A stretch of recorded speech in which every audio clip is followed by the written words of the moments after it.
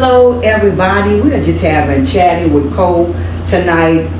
In about 2 weeks, actually on May 29th, we'll be hearing from Jacqueline Leonard, our featured author for Conversations with Cole, Positive Words for Painful Times, Triumph Through Divorce. And we're just having a chat with Cole with some beautiful, beautiful women of God who are just going to be talking about their experiences and how they've triumphed through divorce, or some of their experiences of the trauma, or living financially on one income, or maybe joint, just some different things that goes with divorce that maybe we don't know or take for granted. Just about the whole talk, the whole chatting situation. So we're just going to get started and just going to ask a question. And we were discussing earlier, and it just was a blessing. And one of the things I've asked, and since we have 3 new young ladies with us, do you believe that is there such thing as triumph through divorce?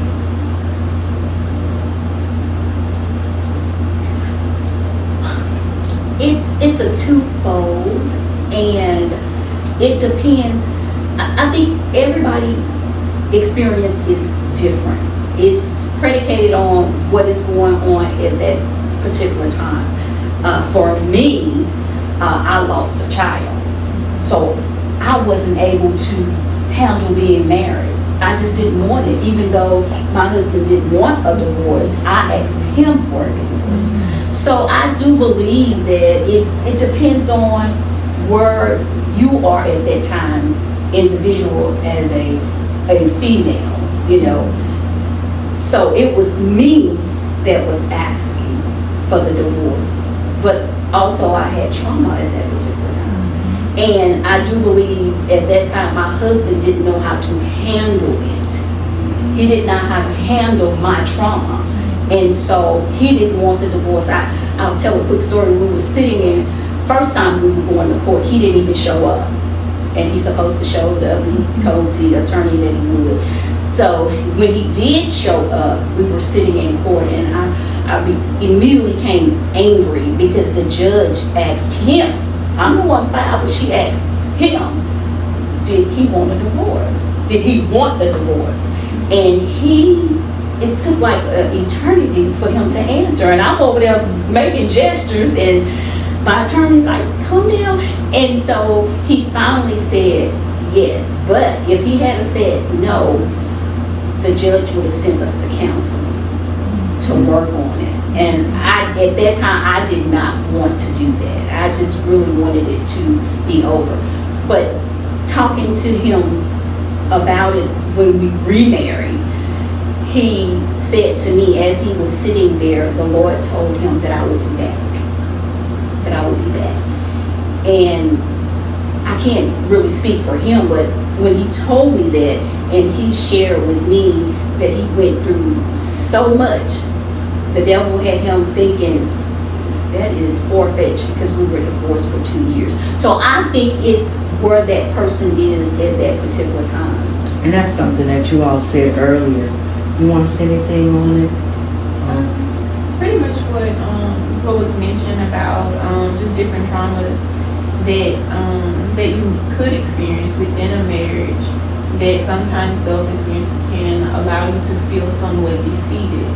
And so as you experience things, or you get to the point of where you're realizing that these are traumas, these are things that's taking place, once you realize it, then you can get to a place of how to overcome what makes you feel so defeated in a union with someone else. And when you do get to that understanding and clarity, you do feel somewhat triumphant because you have overcame through the clarity that's been given. Do you all know, as we're talking, if anybody wants to speak on this, is it a process? Absolutely. I thought it was going to take me forever to just get back to being my normal self, because it's just the process of when God told me you're released from it. Then the process, okay, now I got to do the material things of moving my stuff, getting a lawyer, trying to get out this, trying to have a divorce, and my kids are grown, so now it's just me going to take on all this responsibility. But I said, with the grace of God, just talking to me and helping me through it, it was a big triumph for me. we talk about the stuff, because I know we talked about the stuff, because I think we don't realize when someone, when a movement happened, that stuff has to be moved. And I know you talked about the stuff before, about just getting your stuff back. I also would, if I can, real Yes, briefly, please. say something on what she just said as far as the process. She had been in it for 7 years. I had just got into it. So I can't really say it was really a process for me because everything started to happen so quick. And so, I mean, I loved them, but I wasn't in love with them. So I didn't have a lot of time put into it. And once I realized immediately what was going on, hoping for a change, I began to see it was going from bad to worse. So now he can detach from me, gets married in September. October he leave the bed and never come back. Not only that, come to find out that I kept myself for my wedding night, only to find out now he can't even perform. He never told me that. He knew that. So I immediately started shutting down. And so that made it easy for me in that regard. We didn't consummate the marriage, so I didn't have that pulling at me, thinking about and all of that stuff. And just seeing it go from bad to worse, it didn't take me long. It's like the love as a husband, just for a husband just left. But my thing was, now I'm here, 500 miles away from anybody I know. I didn't have kids. You know, my family's way in Indiana, so now I felt like I was a little bit trapped in a sense. I had nobody that I could really talk to due to the fact that all my friends and people I knew was scattered everywhere else. It was all his folks, his church members. So I was very careful, if at all, who I talked to. I thank God for you all, because I stayed on the phone with y'all for a minute, calling and crying. I tell you, it was really awful. But the Lord laid on my heart to go into a fast in January. I began to fast and pray. It's a apostle lady that I know that I would watch her from time to time, and she happened to have been doing fasting and praying that month, and I jumped on that bandwagon. And I think that's what helped me with some solace about myself. And on that, I just realized, I'm gonna have to get out of this. And so I thank God that's when I started considering making my escape out of that situation. But I had all my furniture there, everything. The Lord just gave me, I went to the store, I bought garbage bags. Everything that I felt that I really wanted as far as clothes and stuff, I knew I couldn't really take no furniture or nothing. I began to bag it up a week or so before I got ready to leave. And my car had a little tint to the window. The car was in the garage part next to the truck. I said, Lord, please don't let him see what I'm packing into this car. But I began, and the bags was black too. I just began to put as much as I could up in there. Trunk was full, everything. And I called my brother. People say when you married, you put your monies together. Well, of course, I saw little things before I married him, although I thought the man really did love me. I didn't realize they live a delusional life. Nothing is real for them. It's all fiction for them. Now, tell us what type of person you're describing? A narcissist. And of course, I didn't know what I was dealing with at the time. I heard the term narcissist, but that didn't concern me, so I didn't zoom in on it or nothing, But now, seeing this strange behavior, it's like the Lord just started, all of a sudden, over my Facebook page, stuff about narcissists came up. Anybody else just saw that same spirit or familiar with that? Yeah.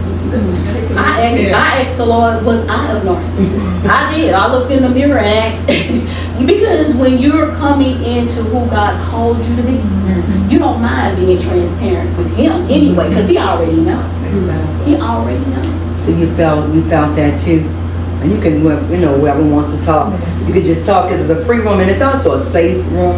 I wanted to say that, and that's why I wasn't going to let everybody. It's because you want to have a safe a safe space. And you talked about how maybe, you had seen that behavior and witnessed it, and sometimes it could be a frightening behavior, as you explained earlier. Absolutely, because the person I was dealing with was bipolar. So one minute this is the perfect husband, then turn around, I say one wrong word, and it's just like, seriously, like, just horns come out of his head. And I never knew what to say. I was always walking on eggshells. Yes, me too. Always. Now looking back, where you all now, and I'm gonna ask another question. What do you think were the biggest challenges in the marriage? Well, for me, the disrespect was just off the chain. He told me he had been married to this woman for 44 years. Told me for about 7 years they was really estranged in the sense as husband and wife. They weren't divorced, but the feelings was going on. He was doing his thing, she was doing her thing, only to find out that it wasn't exactly like that. And so he said that he wasn't having nothing to do with her. Now all of a sudden they started back to talking and all of that.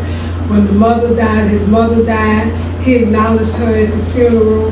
They did the collage of pictures on the screen, him and her in the pictures. I'm nowhere to be seen. I'm telling you, it was just something. And that's really when I decided I can't handle this.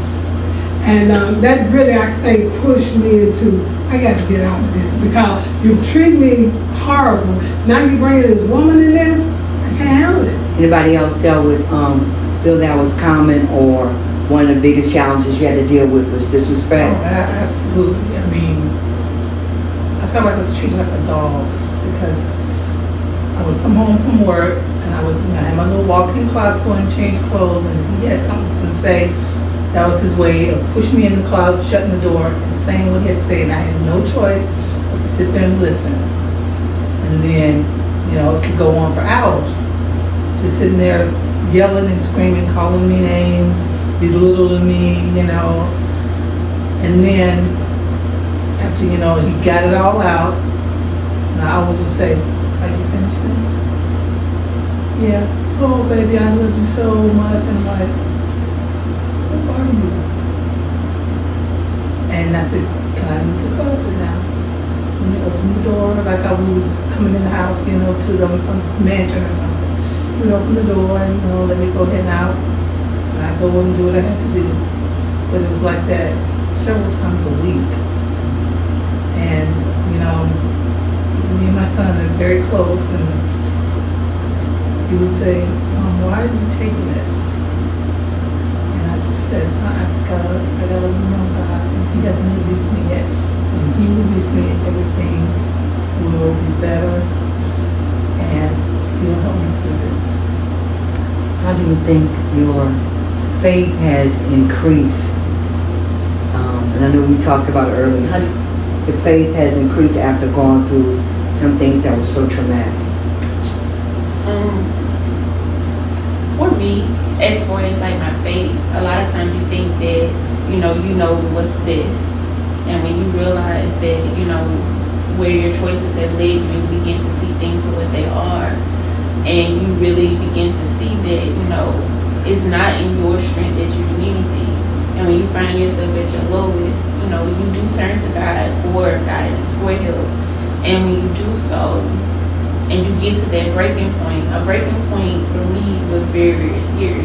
Because when you get to your breaking point, you're dealing with a high level of emotions that you may not have ever dealt with. So when you go through those things and you see God in them wholeheartedly, then allowing him to be able to just show you and to teach you. And there were some things in the lowest moments to where God showed me that, this is, as mentioned earlier about, the different spirits. You begin to start seeking out answers, because in some cases people can't help. You can't ask a question because some people may not understand what you're going through, or, the answers to it, because everybody's situation is different. So when you begin to seek out answers towards God, he'll begin to show you, this is the spirit you're dealing with. this is, how to handle the situation. Talking and arguing and all of that is not the best way. But if you lean and depend on me, I'll show you your way out. I'll show you how to handle this particular spirit. I'll show you how to pray. I'll show you how to strategize. I'll show you how to lean and depend on me, even in the hardest thing. So that, for me, was an increase in faith by working my scriptures, working prayer, working in fasting, working in all of these different things.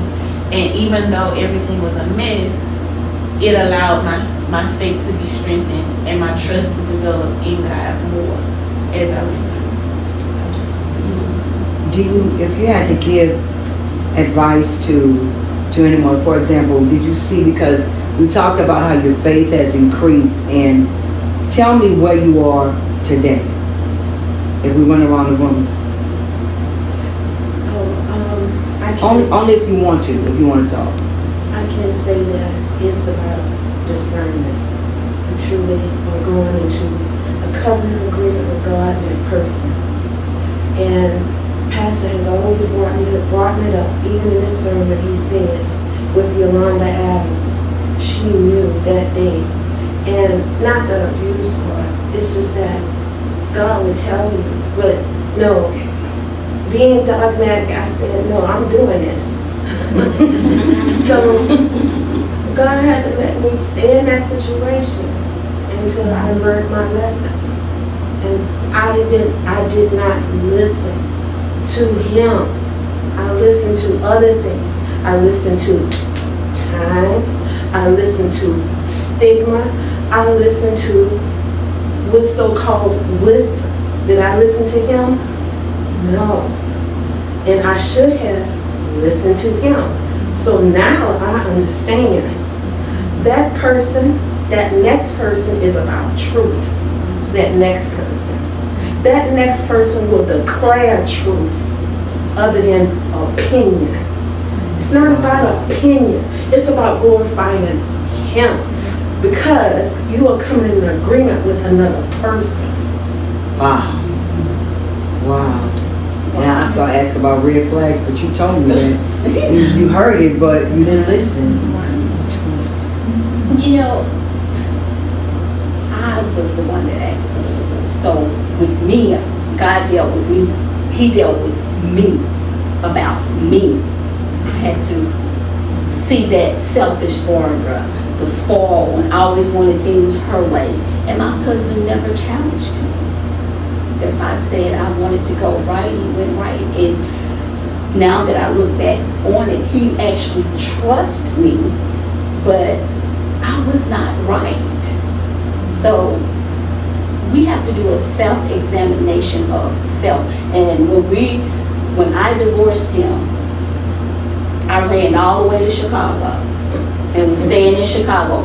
But I learned that that's where God wanted me to go, because I had to be able to heal, and he was calling me into the ministry, and he had to clean me up and get me set in align with his will, because I always wanted to do what I wanted to do, how I wanted to do it, and I always said, well, okay, God, let me do it, so I can do it. I mean, that just was my mindset, because I never, did not receive what I wanted. And my husband was the type of husband, I look back at it now, I was like, wow, I don't know if I could have stayed with me. I'm just being honest. I don't know if I could have stayed with me. But he did. He put up with all the things that I, put him through. I went way to Chicago. I remember when I was in Chicago, my husband called me. And he said, I was just calling to check on you to see how you was doing. And I was like, I'm doing fine. And he was just going on. And when we hung up the phone, it was like, I could hear him saying, and when we were sitting on the side of the bed, when he asked me, he said, please don't go. He said, if it means anything, I'll stay downstairs, you stay upstairs, and we can work it out. And I kept hearing that. But then also God kept showing me, that I was the problem, So it gave me a examination. That's why I love Psalms 26. It says, exam and prove me. It's not about anybody else. Exam and prove my integrity. Am I walking according to your will? And you know, and everybody's kind of actually in agreement, because everybody said that, you know, I needed to hear God. I needed to see God. I needed to understand that, okay, God, you know, what am I doing here? How did I get here? And because we have one more question. You want to please say something? One of the things that was mentioned briefly was the red flags. And That's what the red flags, yes. And so the thing about the red flags, for like where you asked about where we are now. Yeah, please, so yes. as far as like, if you were to ask me today about, you know, where I am, I will not question my instinct. If it's a flag, it's a flag, and I'm gonna question it. If you can't answer it, then you go your way, I go my way, because I feel as though, you know, whatever is brought to your attention is brought to your attention for a reason. And that if anyone who is interested should be able to express or communicate in a good way what it is that you're questioning, because you don't want to feel as though they're hiding. And so one of the things for me is, I saw it, I questioned it, but I wasn't as vocal as I needed to be about it. So I would say, where I am now, don't be afraid of any flag that you don't care what color it is. Say something. Yes. And let me ask you this. So, right now, how you heal? And also, almost twofold, does it make you fearful of starting over again? Because, you know, our young lady right here said, you started over again. Because your husband was waiting for you. So you started over again. Is there fear? And even, you know, you said you didn't know if you were going to do it. Well, in the beginning, I'm going to be honest, when we remarried, I was scared. I was like, oh, I don't want him to do me like I did him. I mean, that's just honesty, because I know what I did. And the enemy would just plague me with that. Well, you better be careful. You know, the things that you did to him, it'll come back to you. What is that? Karma and all that. But God assured me. You reap what you sow. You reap what you sow. But God assured me in His Word, reading His Word, Him showing me. Once you know who you are in Him, and you're transparent, because He already know who you are, that don't even take preference into what it is that God is aligning your life with. So are you ready to start over? Yes, very much so. There's some fear there. And, you know, prior to me being, I had been divorced for 10 years. Turned down a lot of men. And basically because the majority of them wasn't saved. So that was no contest there. I knew you ain't saved, you know. But now I ran across a few that was preachers and things, come find out they wasn't where they needed to be. I ain't gonna say they wasn't saved, but they're sure. I knew they wasn't saved. This man came across everything I could have wanted.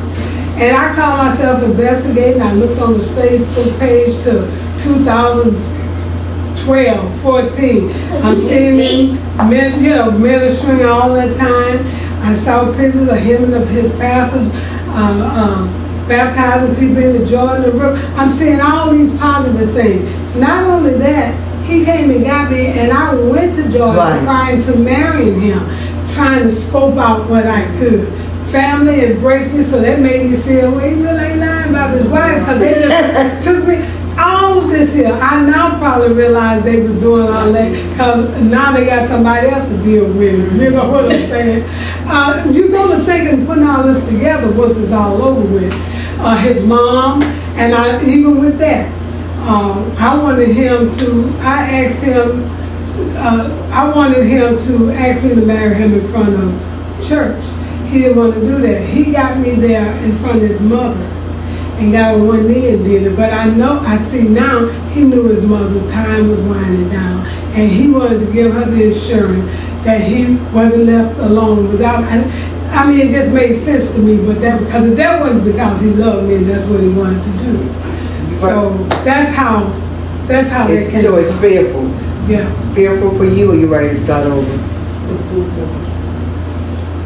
Fearful, and, I mean, I'm ready, but I want it's, to. yeah, maybe that's it. I want to, but I'm scared. But I'm scared, It's, and yes, and it's an ongoing process because you're getting renewed day by day. So as you're being renewed day by day, you're becoming more and more molded and shaped in who you are and who you're meant to be. You can disguise and make who you are. You can play and act of who you are, but the truth will come out regardless. Close doors, truth will come out. And when the truth come out, you have to display the characteristics of who he is with that person, meaning who the Lord Jesus Christ is. Have to get But back. I will say this: when we divorced, within those 2 years, when my relationship, fasting, praying, and all of that with the Lord, one of my prayers was, Lord, make me a wife. That means that he has to prepare me for whoever that man would be. And so I didn't think it would be my ex-husband, though. Let me just say that. I thought it was going to be somebody totally different. And that just gets us ready. As you said, fearful, but moving on. And we're probably going to have another conversation. I want to say thank you all so much for your transparency, for being in a safe place, for feeling free to talk and not judgmental, because everybody's place is different. So listen, this is our chat, Triumphs Through Divorce. Listen, tune in on next Thursday, and we're going to have some more conversations. Thank you all so much. I'm ready for marriage. My fear is that this person will show up a false representative. And not be ready See, for I you. got mistrust. But I was always wife material. I love my husbands. I took care of them all. But it's getting what I deserve. That's where my fear lies. Y'all listen, we're going to get in trouble, so y'all come out. Oh, but we're going to have this